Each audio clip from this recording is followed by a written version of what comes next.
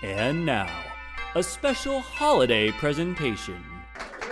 Scrooges and malcontents need not apply. For tonight is a night for the dreamers, for the light-hearted fools, for the music makers, for the funny bone ticklers, and for those who don't entirely fear being spooked.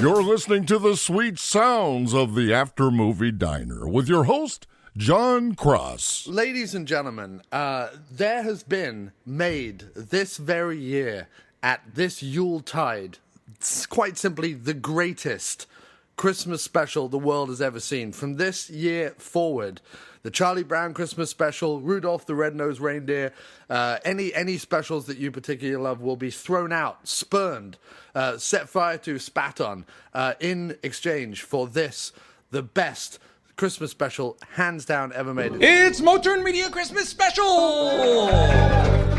And to talk to me all about the Motern Media Christmas Special, Christmas and Christmas specials in general, it is the one, the only, Mr. Motern Media himself. The Earl of Christmas, Matt Farley! Hey, thanks for that intro. I'm feeling good. It was fun to make this this variety show in my garage.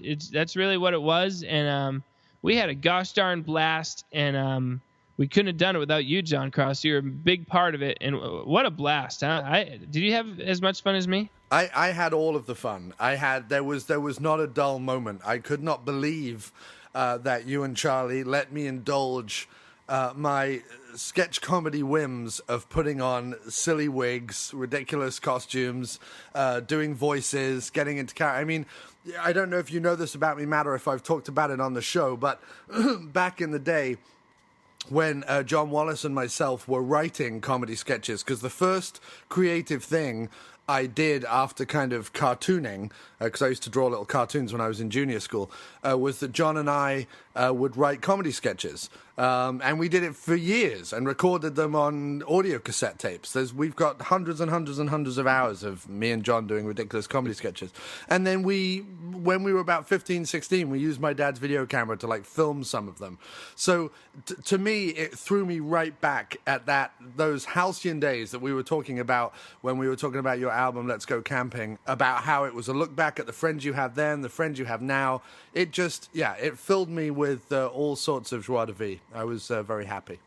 Yeah, that's cool. I didn't know that much about your history with this format, but that's cool. It was right up your alley, and that's cool. How about Jay Mayo, by the way? He was fantastic too. Friend of the show, Jay Mayo. Friend of the show, local legend extraordinaire, Jay Mayo was fantastic. Let us quickly, before we go into the individual cast members, people familiar with the show are obviously familiar with Motern Media and Shock Marathons.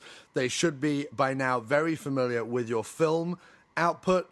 We have had almost every movie you've done covered in some form or other on the After Movie Diner at some point or other.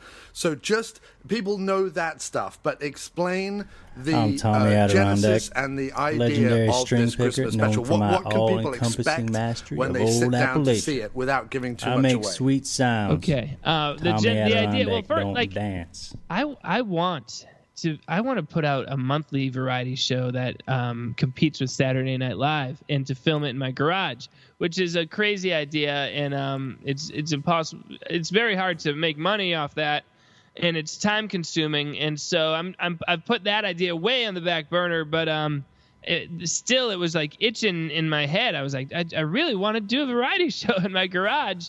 But I know, let's do a Christmas special. It'll just be a one-time thing, and just kind of a way of dipping the toe in the waters, you know. So so Charlie, who I make the movies with, and Tom, who I make music with, and everyone else from everyone who's in all our movies, we got them all together, and we got a lot of creative input from people, and Charlie and I spent a year writing it, but it was really just once a month for an hour or two on Skype. And then we did it. Just good to have a project that you're currently working on. You know, something that you've set a date when you're going to film it, and then you just make it happen. And so that's it. And then in terms of what you can expect, just weird fun, the weird America that of the days of yore that may or may not have ever existed. We're reveling in the weird America. It's just like this uncomfortable, old-timey, almost like vaudeville kind of thing going on in the garage. That's what I got, at least. What do you think? Yeah, no, definitely. It's interesting because for me, it has... I mean, first of all, it has the Motern Media All-Stars. It has all the cast that people who are familiar with your stuff will want to see. Like, we come back for that.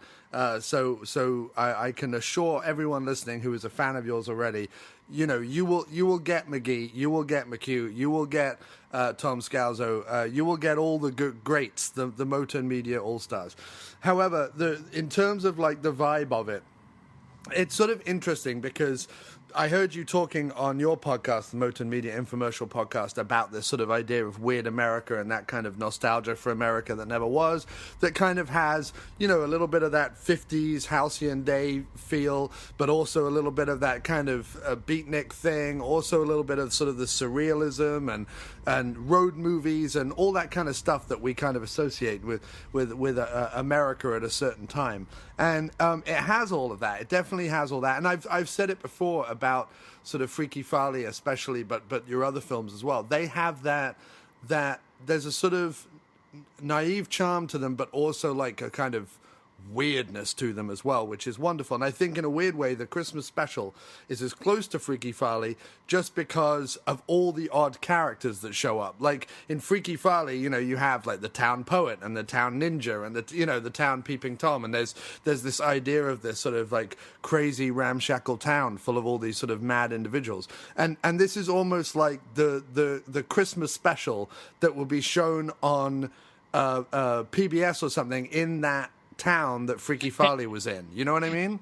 That's a great way of putting it. Yeah, you're absolutely right. This is what the characters of our shows would be watching on TV this time of year. Right. But what's also interesting to me is, I mean, I was obviously grew up in England, was a big fan of Monty Python, but offshoots of Monty Python, there are sort of all these other like weird alcoves of comedy that if you really delve deep into kind of Python and the people who worked with them, you'll find out that there's all these other like mad people. Some were poets, some were like mad art school musicians like the Bonzo Dog Doodah Band and Neil Innes and stuff like that, who would go on to do the Ruttles and things.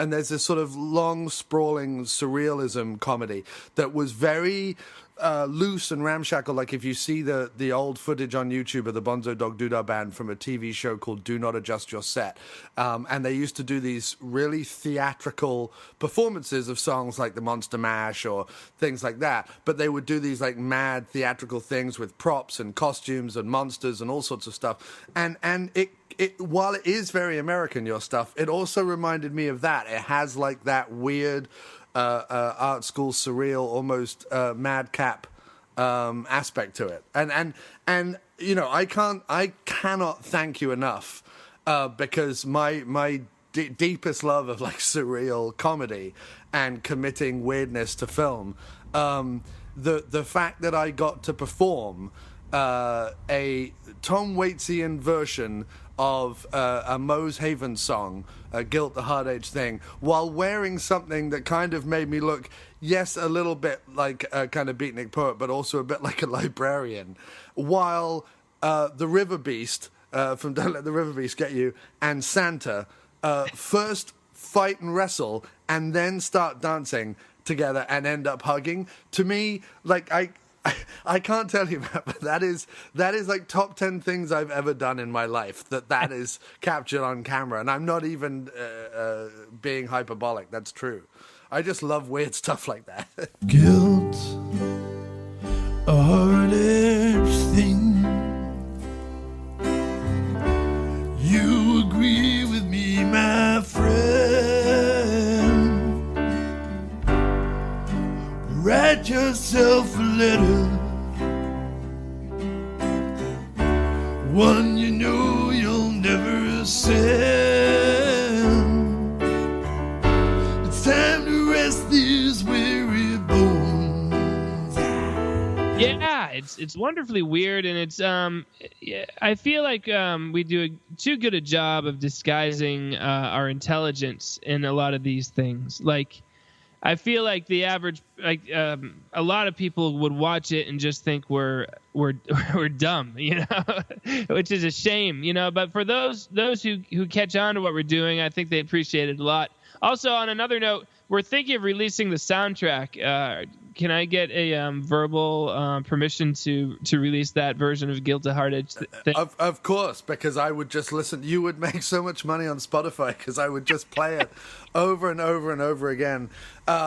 There was, and when the funny thing was is again, if anyone follows my Twitter feed or listens to the show in the lead up to the Christmas special coming out, everyone else was talking about The Last Jedi. Everyone else was getting really excited for Star Wars. But I was genuinely, like, I couldn't care less about Star Wars. Like, enough with Star Wars already. We get it. But with this, I was so legitimately excited. Like, every day I was like, when are you going to put it on YouTube? It was like legitimately exciting. And as you would hope that I would admit in full revelatory mode, of course at least 40% of that excitement was based on watching myself. yeah, of course, but 60% of that excitement level is more excitement than most people have in a lifetime, for one thing. So I'm super happy about that. And second, I don't know, I don't know if it's jaded or what, but it's just like I look at excitement over this, another blockbuster put out by Disney, and if Disney ever wants me to work for them, I'll do it, and we'll erase this podcast. But it's like this giant, like, it's such a gigantic company. Why are you rooting for Disney? Yeah. Disney, who tries to claim they own, like, fairy tales that that existed before Disney existed, or like copyright us. This is they made their money, especially with the feature films. They made their money essentially ripping off public domain stuff, but then claiming it was there, then trying to stop others from doing the same. Yeah. So again, Disney, I'll work for you in a heartbeat, and John, I'll pay you off to delete this. But what was I gonna say? Oh, you know what else bugs me about Disney is I watch the cartoons with my kids, and often, like, the message they're sending is like here they are, this incredibly rich company, and yet, like, Mickey always plays like a pauper who's like barely able to rub two pennies together, but learns that he can still find happiness in poverty. And it's like, well, thank you for telling us, Disney. Basically Disney's like, just give us your money, you'll be happier. But anyway, let's get back to the point. Yeah, no, but I mean, I completely agree. And now that they've bought Fox, there's just no, we're just never getting away from it. It is the behemoth that is rolling towards us. But what happened to that Americana, or that America where we rooted for the underdog? And I don't even look at you, Matt, as necessarily as an underdog, because I look at you as a local legend who, compared to a lot of us out there putting stuff out there, you are, surviving and existing and being successful within your own realm. I hear you. Yeah. I get exactly where you come from. Like, I heard the podcast today about the guys from that Felice Navipod attacking you, and I'm just, I get, what I'm like when someone attacks you. I get ferociously angry. Yeah. Those guys, just let you know what describe my music as garbage. Anyway. Right. Based on one thing, and I always go back to what you said, like about Dana Carvey and chopping broccoli. Like everyone thinks that's, you know, the greatest thing ever, or any of Adam Sandler's songs. You know what I mean? But God forbid you do a comedy song. You know, like it's really weird. Well, you know what it is. Lorne Michaels hasn't given the nation permission to appreciate my work. Right. Like seriously, I really feel like that's it. It's like people want Disney or Lorne Michaels to say this is okay to like, and then they're like, okay, I like this. Yeah.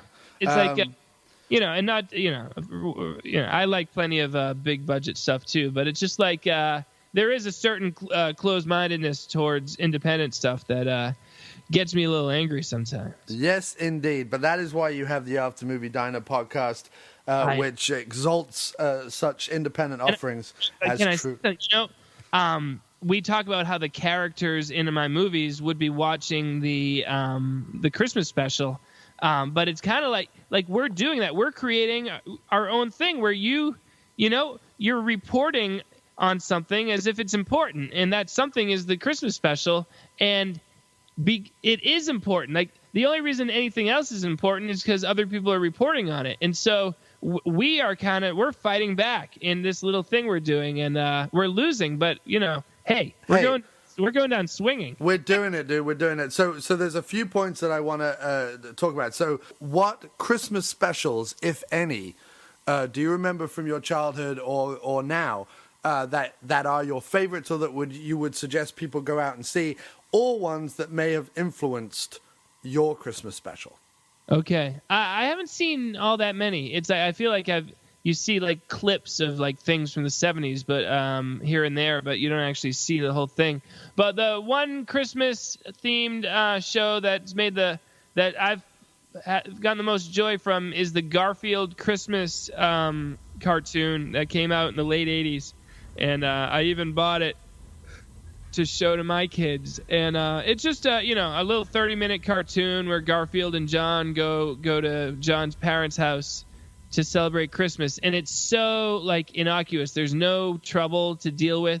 It's just watching characters be happy for 30 minutes, and I love it. I mean, in large part because I watched it when I was a kid, but I think it still holds up. Yeah, no, I used to watch a lot of the Garfield animated things when I was a kid. I know that Garfield now has become some sort of ironic joke that people look at and they go, how was Garfield ever funny? And I'm like, well, we loved it. Like growing up, we had the books and watched it on TV and the animated things, and like the music in some of the Garfield things, and like Garfield's 9 Lives was great and weird and had all these different like pastiches and spoofs in it. And yeah, I loved all that stuff. The artwork was great. So I don't know what people are talking about.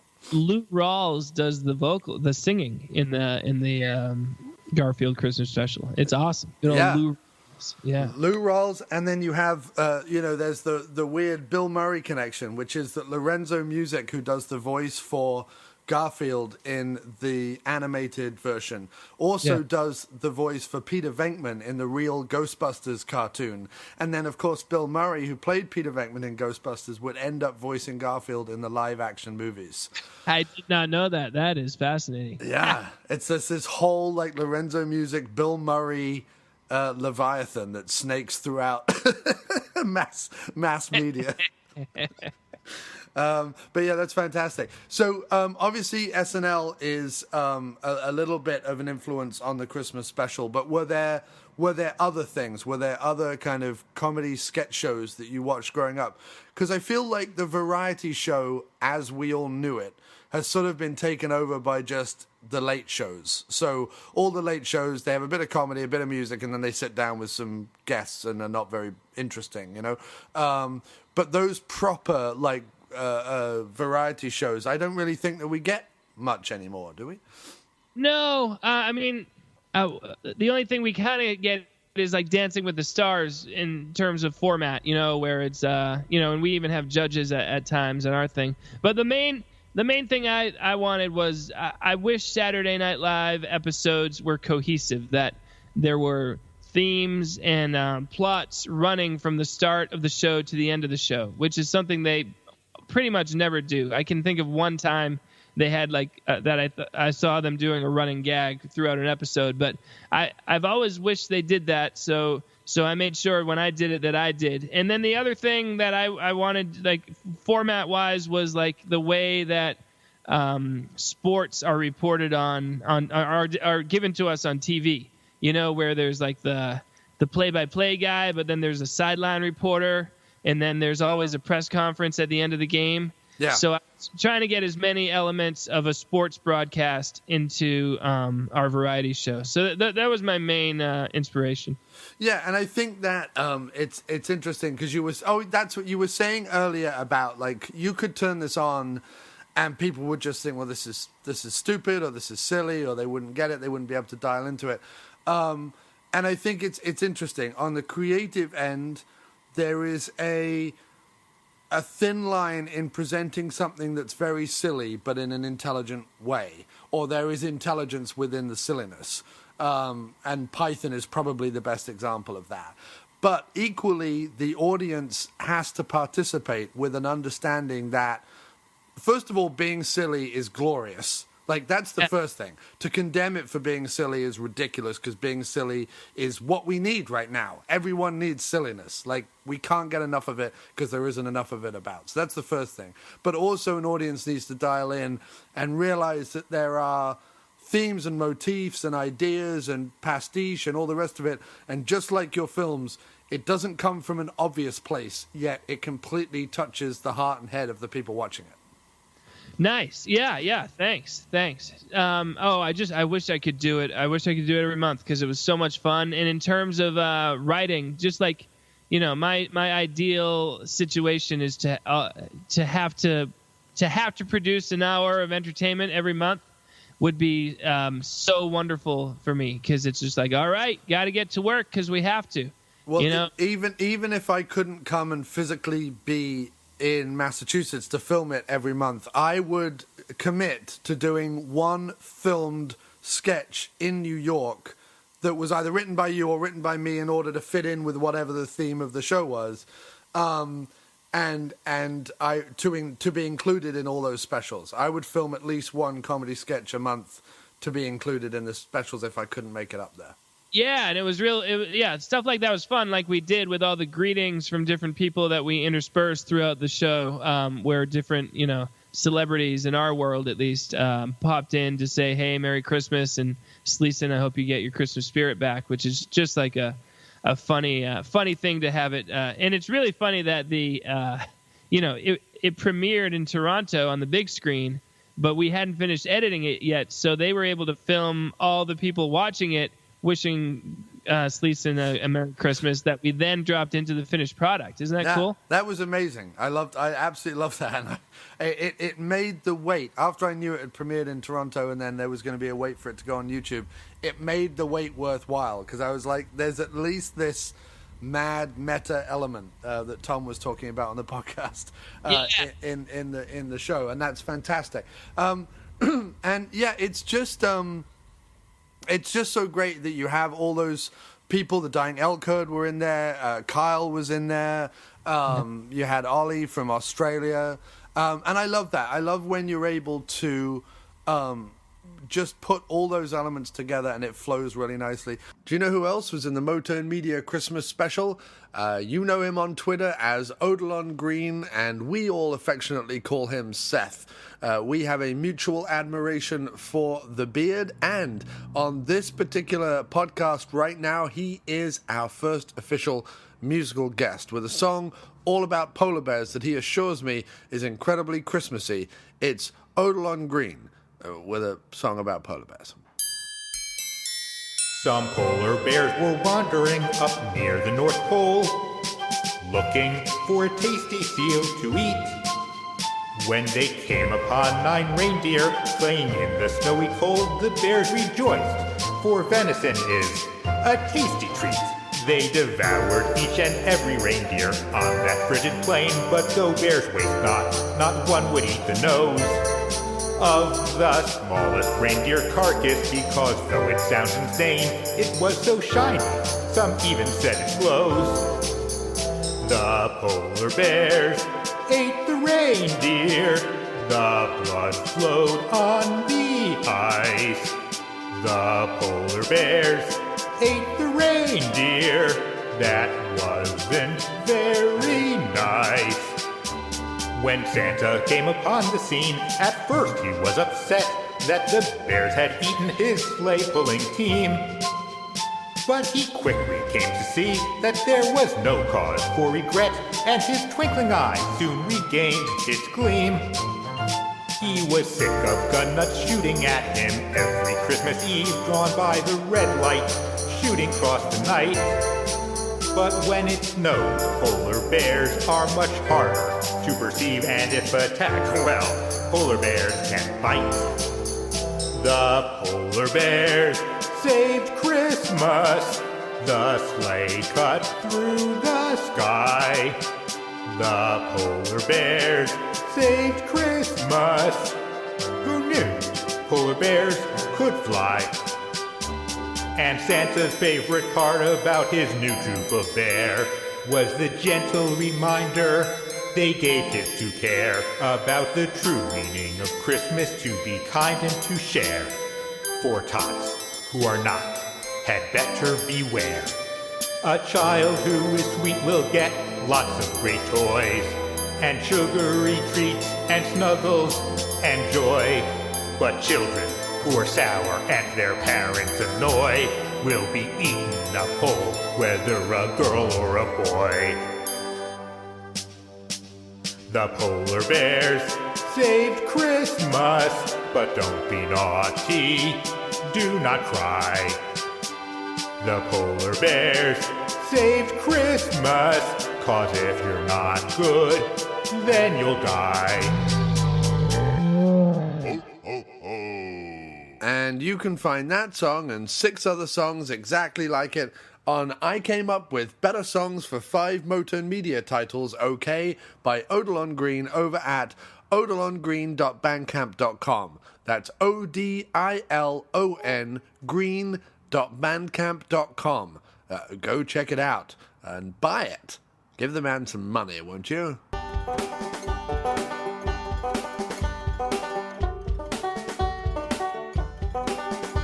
When Yuletide's here, I like to be hearing funny stories from my family. Hey, holiday laughter. Do the dishes or let them soak. Let's hear Uncle Harvey's joke. Hey, holiday laughter. And the other thing in the Christmas special, which is incredible, that it could quite simply have been one single plot that was, we have to get Sleaton's Christmas spirit back. So here we are, we're going to do sketches, we're going to do songs to try and get his Christmas spirit back, and then you have like a spiritometer on the wall, and it goes up and up and up, and then finally Sleaton is happy. But you added all these other like plot strands. There's stuff about dried shark that is required for Jandek Claus to play this big concert at the end of the show. There is all this stuff about the townspeople being up in arms about atonal dissonance versus melodic music. And then the breakout, I think the breakout hit of the Christmas special, I mean, it's all wonderful, but the breakout hit has to be the... Well, Tommy Anderodak is amazing, but I was going to say the commercials, the infomercials, Rudy's, is it? The infomercials. Roddy's, that's it. Right. Roddy's infomercials that go throughout the show. The fact that in itself is its own plot line was a stroke of genius. I mean, that was amazing. Thank you so much. Yeah. I had the idea for the first commercial, and then I called Charlie, and as I was describing the first commercial to him, then I was like, oh, and then it could go on to this. And then in a brainstorming, we're like, wait, it could just keep on going. And for like, Roddy just has so many businesses. It's beautiful and hilarious. But it was also the fact that your character in those commercials was so intent on finding out the reality behind this Christmas message. Like it was It was wonderful because I mean, knowing you, Matt, we've had the discussion about wrapping paper and cards and thank you cards and stuff like that. Like I knew all this about you going in, but the people often send out Christmas cards to 50, 60 people, most of whom they don't see all year round, and they write some innocuous thing on it, right? And you took the idea of opening that up, and instead of just going, oh, that's nice, we've got a card from Gerald and whatever, and put it on the thing, you go, well, wait a minute, what do they mean by this? And it was the turn of phrase in an innocuous Christmas card that then builds up to you being arrested for breaking into their house to see what they signed on other people's Christmas cards. I thought, that's such a great idea. Like, you could make that into a 30-minute comedy sitcom on its own. Like, that could be a sitcom episode. Yeah. Thank you so much. And it's one good thing about taking a year to write it is that you have time to really just stuff it with ideas like that, and to take something that could be longer and to distill it to something that's just one of many little themes running through. But I'm obsessed with statement analysis, as you well know, John Cross. So we have gotten cards in the past that I have looked at and been like, where's the truth beneath this statement? So I just use that as inspiration to start with, because it is it can be dangerous if you dig too deep into it. But statement analysis is fascinating stuff. It is fascinating, and it made that section fantastic. I also like the fact that it's educational. The Christmas special is educational because you teach us about Hakal, which a lot of people will not know what that is, which is wonderful. But then the thing that makes me laugh the most is that you have something like Hakal, which is an actual thing that exists in the world, that is not a made-up thing. It's an actual thing. But then you come up with Tommy Adirondack's favorite snack, which is a completely made-up thing. Yeah. And it actually made me Google. I was like, is this a southern down-home delicacy that I didn't know about? Scrimfoot-footed nubbins or scrimfoot nubbins or something? I don't know. Well, it's called by two different things within the show.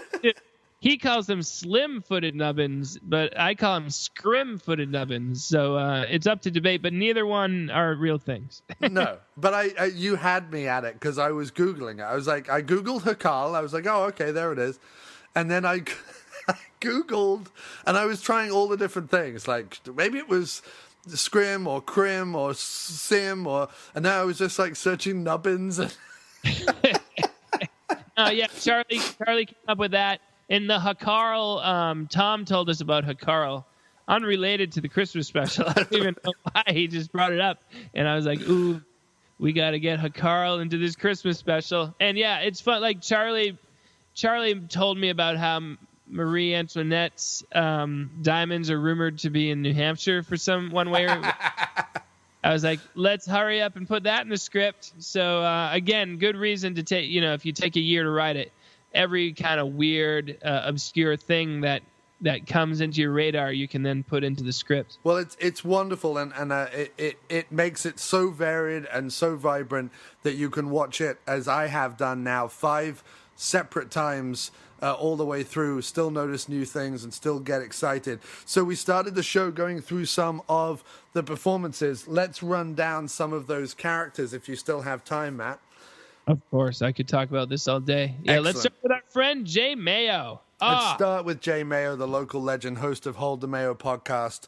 What a gent! What a performance! What were your top 5 favorite Jay Mayo bits, Matt? Well, I mean, he's all over the place. In there, he's in the crowd, of course, but he's also plays the unscrupulous locksmith who lets me into a house. He played Tom Hanks's role from He Knows You're Alone, which was really good performance. And that, as you know, because you did it too, that's hard to do. You have to act out a skit that you've never read before, in front of a full crowd with only some very poorly made cue cards to work with. So both of you guys did great at that. And of course, Jay Mayo's comedy was awesome. And he's a raunchy comedian. And I told him, sorry, sir, you got to be clean. Yeah. And he came up with some great jokes, and it was exactly the vibe we're going for. And your laughter during his stand-up is delightful. I love it. Well, what I wanted to hark back to is for the inside gag of anyone who's seen Local Legends, and the fact that there were like 5 people in the basement watching the stand-up show in Local Legends, but you can hear, I think, like my laughter and your dad's laughter like the most throughout that whole sequence. I wanted another sequence in a Motern Media thing where my laughter almost threatened to take over the scene. Yeah, I also like Tom is Tommy Adirondack in the back there. Yeah. Like, he's such a weird character, and you kind of like, what is Tommy Adirondack thinking right now? Because it's really, really funny. Some brands offer you low finance, or cashback, or servicing. Renault don't do ors. We do ands. The Renault Kadjar with 1.91% APR and €1,000 cashback and 3 years servicing, saving you thousands. Renault, the brand with the ands. Visit your local Renault dealer. Finance is made under a hire purchase agreement. Terms and conditions apply. Deposit required subject to lending criteria. See Renault.ie. Some brands offer you low finance, or cashback, or servicing. Renault don't do ors. We do ands. The Renault Kadjar with 1.91% APR and €1,000 cashback and 3 years servicing, saving you thousands. Renault, the brand with the ands. Visit your local Renault dealer. Finance is made under a hire purchase agreement. Terms and conditions apply. Deposit required subject to lending criteria. See Renault.ie. No, and you could definitely do, you could almost do like 5-minute, rather than trying to do like a big hour-long special every time, you could do like a 5-minute web series, so like 10 episodes of 5 minutes each that were sort of the ongoing adventures of Tommy Adirondack. And it could just be, like those, because everyone's talking about like short-form media these days, right? Nobody has a long attention span anymore, which is terrible because, like I say, the Christmas special, it's 48 minutes, and every single second gives you more than 99% of the web series out there. But also, it's not even true. I mean, people watch an entire season of like a 10, 20 episode season of a show in one sitting sometimes, which is, super long. It's just like broken down, I guess, but it doesn't matter that much. Continue. No, I know exactly what you mean, and I've pointed out that contradiction myself. But like, if you work at all in any sort of social media or online or web or anything like that, they're always saying, "Oh, we need short form. We need like the 30-second bit or the 1-minute bit or whatever it is." That makes it do a 5-hour movie. Right, exactly. No, I know. That's why I started doing podcasts that were like hours and hours long. That was my rebellion against that. But my feeling was that if any character kind of fit the short form thing, like a little slapstick / adventure thing with only a little dialogue, The Adventures of Tommy Adirondack would be it, I think. I'm Tommy Adirondack, legendary string picker known for my all-encompassing mastery of old Appalachia. I make sweet sounds. Tommy Adirondack don't dance. Well, there you have it, folks. Tommy Adirondack telling it like it is. Yeah. Well, I mean, yes, that, but also I want to do the feature-length origin story of Tommy Adirondack, because this guy has lived a life, and I would just love to watch that, to watch this Appalachian man's experience in showbiz. Oh, that would be great.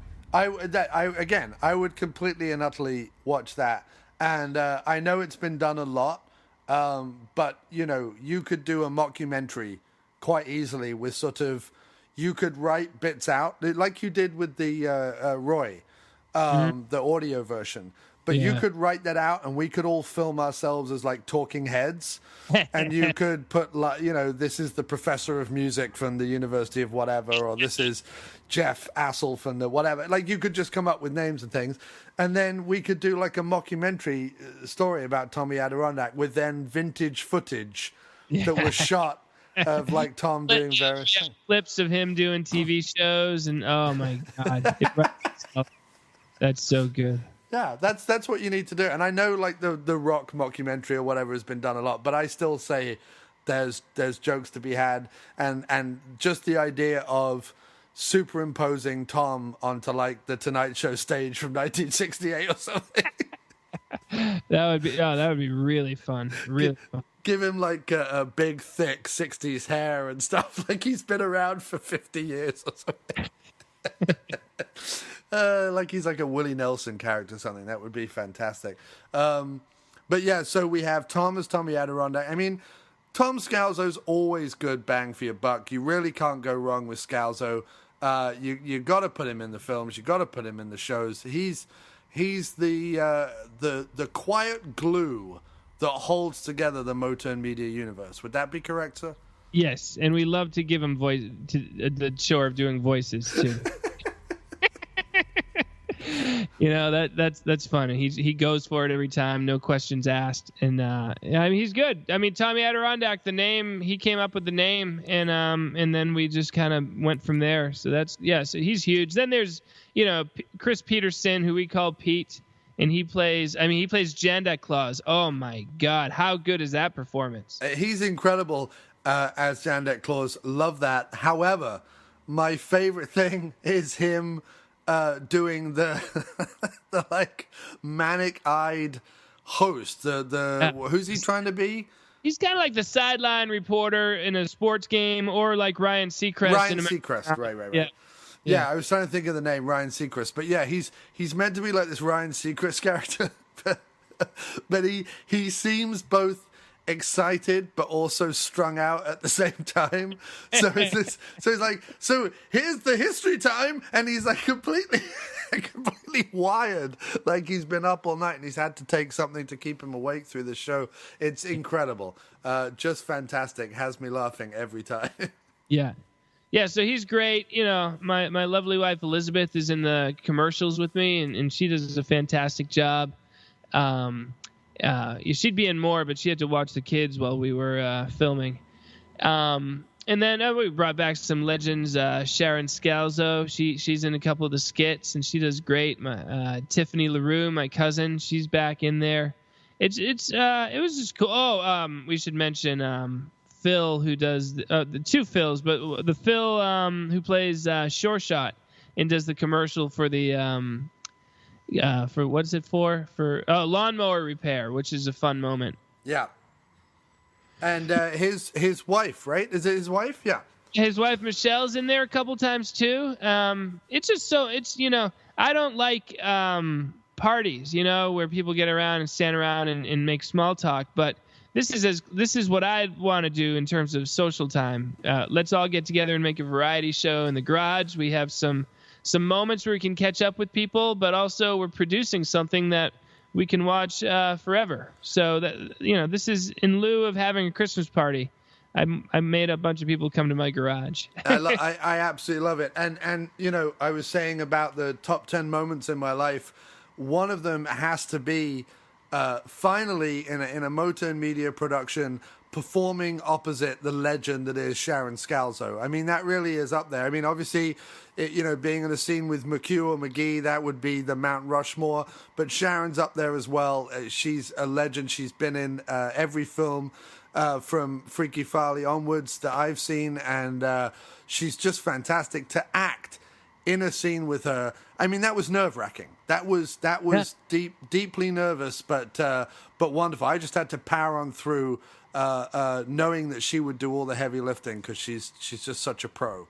Yeah, she stays she always seems relaxed, and she always seems to know what to do, even though she has no preparation. So that's a pretty good deal. And Jay Mayo always always takes the piss out of me afterwards, because both occasions that I've met Sharon, I was embarrassingly fanboying. I was embarrassing, oh my God, it was such an honor to work with you and stuff. And he's like, get over yourself, man. What's going on? He always ribs me about the way that I am around Sharon. But, if you were like me, you're just some guy and you get sent a couple of movies and you watch those movies, those people to me, they're as famous as, Will Ferrell or anyone. Like that, they're as famous as Bruce Springsteen. Yeah, or Stover. Right, you know? or George, right. So when I first met George Stover, it was exactly the same thing. Here's this guy. We've been doing these podcasts on him. We've been watching all these movies with him in. We've been idolizing him. And then next thing I know, I'm in this weird experience of being at a party for people I've never met before, but I know them. I know them through online, but I've never met any of them before. And all these people keep coming in that I recognize, and I know their names and stuff, and I'm having conversations with them, and the party's going on, and then suddenly there's whispers. George Stover's going to be here. He's on his way. And they're like, oh, George Stover's going to be here. And you don't know how you're going to respond. And, and I'd already met Leanna Chamish, and she's another one that I'm like, wow, I get to hang out with Leanna, and then all of a sudden, Stover enters the room, and he's like a McGee figure. He's like larger than life. He's the all-American actor. He's the king, and he comes in, and he's also like the nicest, sweetest, quietest guy. Like he's like the kindly uncle, but also the weird superstar. He's like both things. So being around those people, considering those people my friends now, the same with the Motern Media Shock Marathons crew. Like it's legendary. It's amazing. I pinch myself every time. Yeah, well, it's a cool story, Charlie heard your podcast about Doller movies and said, Farley, send this guy some DVDs. And here we are, 5, 6, 7, I don't know, years later. I'm not counting. It doesn't matter. But that's pretty darn cool. It's really cool that, that's worthy of a documentary, frankly. And for our second musical guest on this Christmas extravaganza of the After Movie Diner, it is none other than the local legend himself, Johnny Unicorn, with his Christmas song. Enjoy. I can't believe it's Christmas again. I can't believe it's Christmas. What am I going to do? I love you. I can't believe it's Christmas again. I can't believe it's Christmas. What am I going to do? I love you. I'm gonna send you a present in the mail. Just so long as I can find that thing on sale. I can't believe it's Christmas again. I can't believe it's Christmas. What am I going to do? I love you. Oh, Johnny.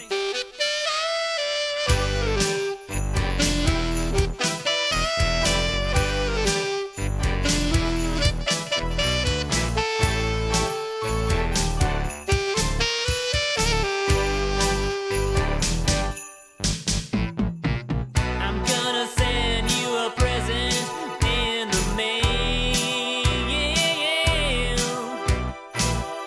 Just so long as I can find that thing on sale.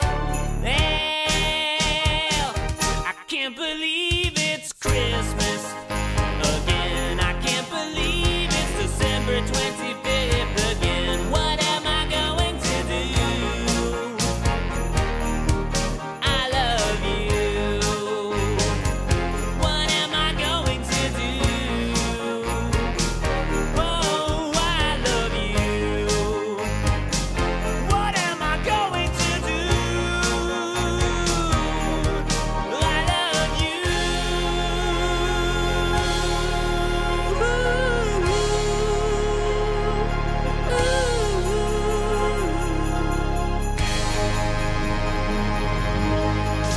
And you can find that classic song and many, many, many, many, many other songs by Johnny Unicorn at johnnyunicorn.bandcamp.com. That is JOHNNY unicorn.bandcamp.com.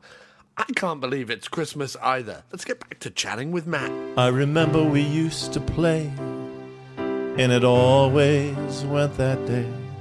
but when the scent would fill the air, there was nothing that could compare to Christmas apple pie.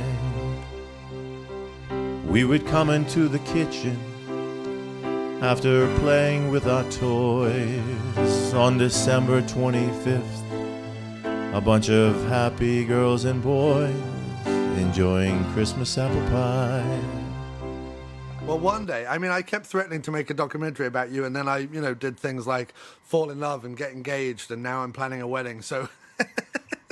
Yeah, please. Yeah, just keep tabs on me in the meantime, because hopefully the story will just keep getting better. Hopefully, most definitely. I keep watching The Tonight Show, hoping beyond hope that you show up again. I think it's both wonderful Jimmy Fallon had you on, but it's also cruel and unusual that he doesn't now follow everything you do and hang on your every word. He should be talking about the Christmas special on nationwide television. Like, he should just be singing its praises and saying, I should just give up The Tonight Show because nothing I do on The Tonight Show will ever be as good as the Motern Media Christmas Special. That's how I feel. Well, I'm not going to go that far. I'm grateful for the opportunity that I had to perform on The Tonight Show. And I'll tell you, doing the Christmas special does give me some major respect for all those shows, because they got to produce an hour 5 nights a week. That is, that's a lot of content. I know they have big teams working for them, but still, it's pretty impressive, don't you think? I mean... Yes, it is, but 40 minutes of it is like him sitting on a chair saying that someone no one's ever heard of is wonderful in their latest film. Like, I respect the fact that he's able to come out with that energy and that positivity every night, and I respect the fact that he's able to stand there and do the jokes. And I especially respect the fact that he can like perform and do voices and sing and stuff like that. But the actual...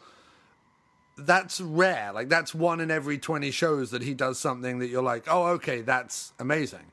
Every, 19 out of the 20 shows are just him, sat on a couch reading cue cards, which I think any of us could do, probably. Yeah, I know, but still, there is the team writing those cue cards at least. Or, yeah, it just, it's interesting to think about. And also, I got to give them props that they let some weirdo from the internet who sings about celebrities just go on there and sing about Pizza Hut. Like, I don't think they did any vetting or anything. They're just like, hey, you want to come on? I was like, okay. And boom, I'm there. I now know 2 people who have been on The Tonight Show. Who's the other? The other one is Austin Rogers, who was the big Jeopardy champ. I don't know if you watch Jeopardy at all, but he was the big Jeopardy champ this summer that everyone was talking about. I knew it was happening, but I didn't follow it closely. How do you know him? Kim employed him about a decade ago for some event thing that she was running. And they've stayed in semi-contact since then and, catch up once in a while. And then all of a sudden he was like, oh, you should come down to my bar because I may or may not be on Jeopardy. And we showed up and he did like a live screening of thing and I met him and stuff like that. And now he's on like the ABC's look back at 2017, and he's been on the Good Morning America and he's been on the Tonight Show because Jimmy Fallon drinks in the pub sometimes where he works. So they know each other from ages ago, and Fallon was like, come on the show. So yeah, he's doing the rounds. Oh, that's interesting. Yeah, my mom watches and she was talking about that guy. He made quite an impact. It's pretty cool. Since the biggest one since Ken Jennings, I would guess, huh? Yeah, in terms of winnings, he's not, or length of time being on the show, he's not close to Jennings, but he won the most. Yeah, he won the most money quickly. So he won like almost $500,000 in like whatever it was, 10 episodes or something. And then he, which is a record, I think. And then also he has this personality that's just very larger than life, and everyone thought he was like putting it on for the show, but he wasn't. That's him. Like when I first met him, that's what he was like. He talks with his hands. He has obscure facts that he just kind of blurts out, and he's very funny and very ingratiating, but also can be kind of snarky and sarcastic. So that was just him. Like when I met him, he was like that both times. And he quoted me in an interview.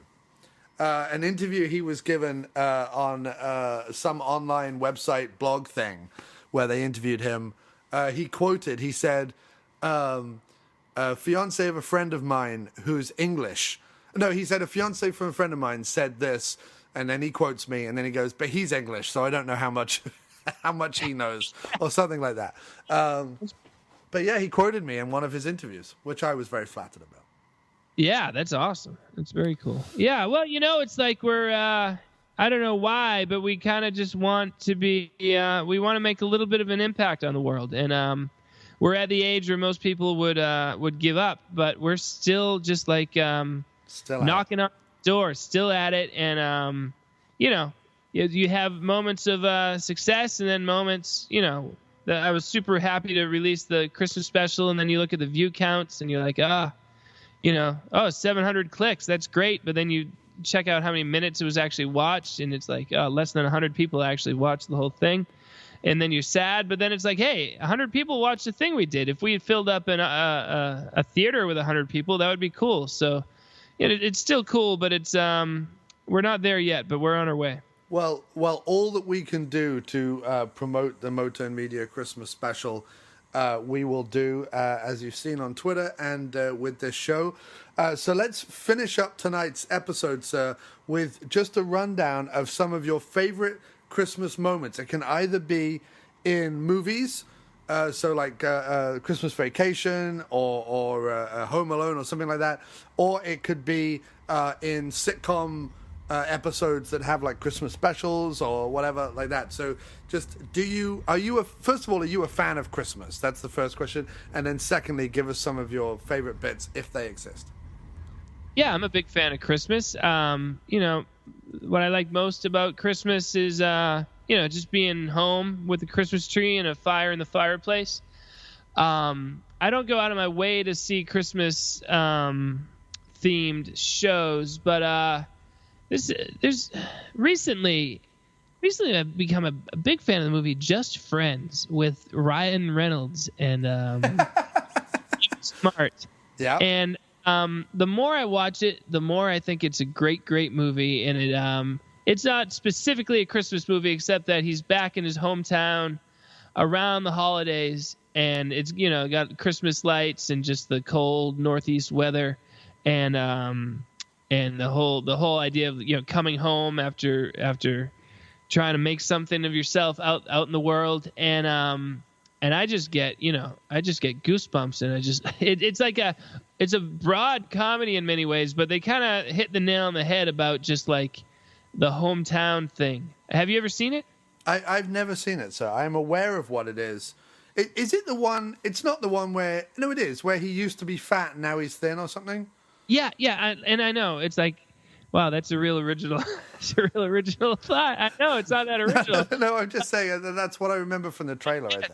Yeah, and Anna Faris is in it, and she plays this over-the-top Britney Spears type character. But I don't know, maybe I'm just losing my edge or something. But I saw it a few years ago. I think I saw it in the theaters and was like, okay, whatever. But then saw it again, and I was like, this just makes me feel cozy. So I've since watched it a bunch of times, and I think it's a very enjoyable film. Just Friends is Matt Farley's Christmas selection.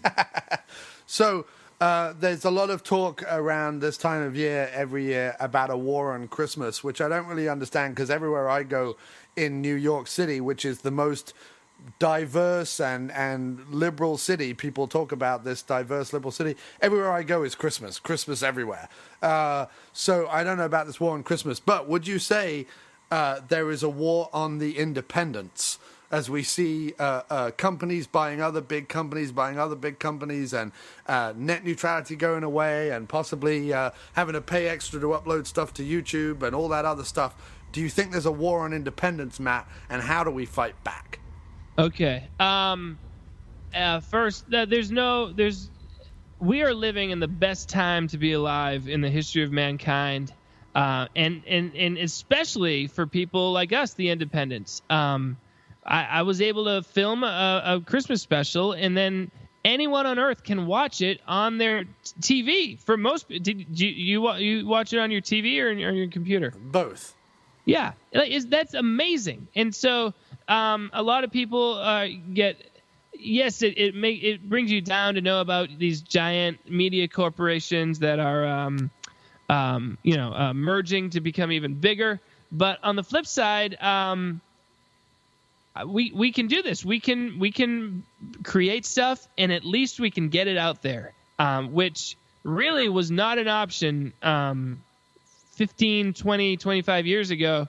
You had to get selected by the giant media corporation. So this is actually the best time to be an independent, and I think it's just going to keep getting better, frankly, as the whole idea of like a shared entertainment continues to just break down into more and more little segments, and we just have to be able to find our people. Yes, it's hard. It's very hard, but at least we have a shot. So I think it's the best time. There's no war on the independents right now, and I don't know. There's no war on Christmas. I don't understand net neutrality, but I'll tell you, my Hulu was working a little slower though the day after it was approved. Net neutrality, you got me. The net neutrality bastards. Well, I mean, I read that it only started 2 years ago, and I was like, well, things were fine 3 years ago, so they'll probably be fine next year too. Well, we hope so. There I was trying to be controversial, and Matt Farley, in the true spirit of Christmas, brings it back to positivity and looking forward to the future. I tell you what, folks, if you are ever feeling down about the world, if you are ever in the mire and swamp of social media bickering, and you want a little bit of positivity and love and silliness, you could do a lot worse than check out the fantastic, fabulous movies and now Christmas special of the Motern Media Shock Marathons Collective. They are local legends, truly, and sir, it is always a pleasure to have you on the show. Merry Christmas. We wish you a Merry Christmas. We wish you a Merry Christmas. We wish you a Merry Christmas and a Happy New Year. Good tidings we bring to you and your kin. Good tidings of Christmas and a Happy New Year. Now bring us some bananas, yes, bring us some bananas. We'd all like some bananas, so please bring us some bananas. We won't go until we get some. We won't go until we get some. We won't go until we get some, so bring some out now. Good tidings we bring to you and your kin. Good tidings of Christmas and a Happy New Year. We'd all love some bananas, we'd all love some bananas. We sang for you so nicely, so give us some bananas. We wish you a Merry Christmas, we wish you a Merry Christmas. We wish you a Merry Christmas and a Happy New Year.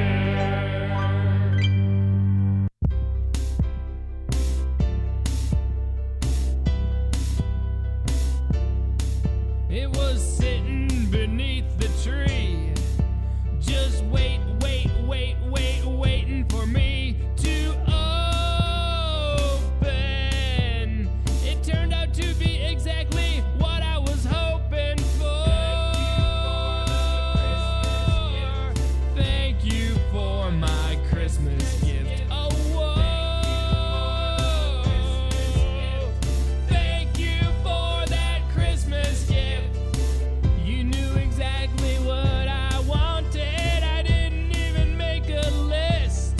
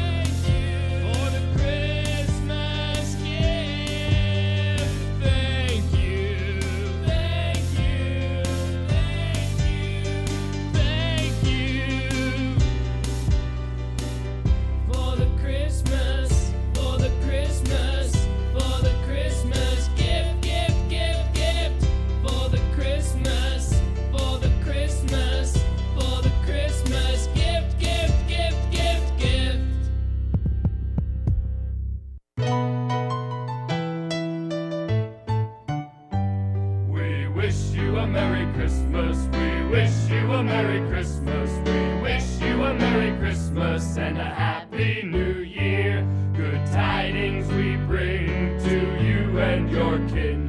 Good tidings of Christmas and a Happy New Year. Now bring us some chicken parmesan. Now bring us some chicken parmesan. Now bring us some chicken parmesan. We're hungry for parm. We won't go until we get some. We won't go until we get some. We won't go until we get some. So bring some out now. Good tidings we bring to you and your kin. Good tidings of Christmas and a Happy New Year. Now bring us some chicken parmesan. Now bring us some chicken parmesan. Now bring us some chicken parmesan. We want chicken parm. We wish you a Merry Christmas. We wish you a Merry Christmas. We wish you a Merry Christmas and a Happy New Year.